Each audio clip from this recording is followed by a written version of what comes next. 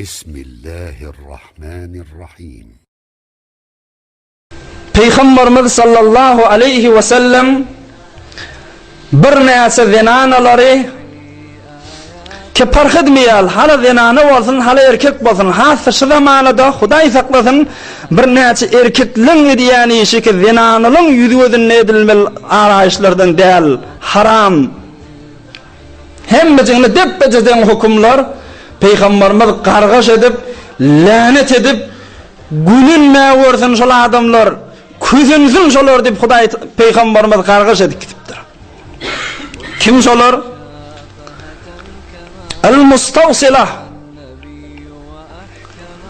Adamın yeni bir insanın saçını alıp da öz kellesine vesle diye, yani yeni bir saç kellesine koyuya, şo bilen ovadallığı yetecek. El-Vasilah.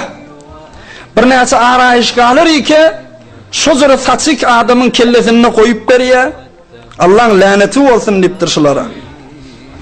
El-Mutefellit. Dişlerinin arasını açıya. Yok, Huday başarmaptır bunu, yapşırıp koyuptur. Azıcık açık bolanma ovadan görünüyor.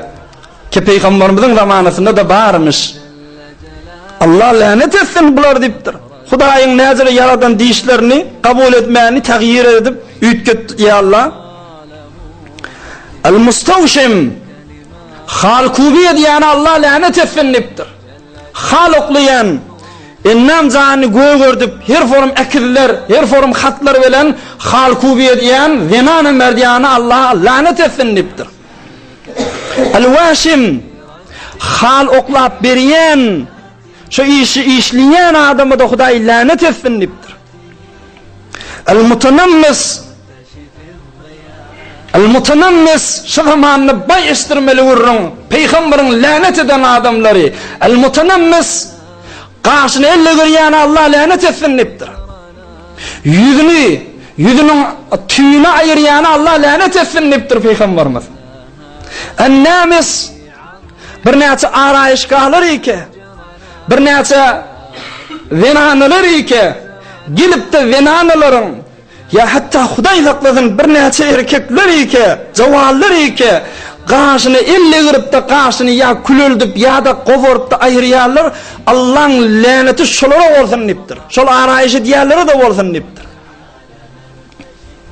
Doğru Peygamberimizden kargış edip getiptir bir arayışatı ovadallıkları ike şu zamanı ediliyor.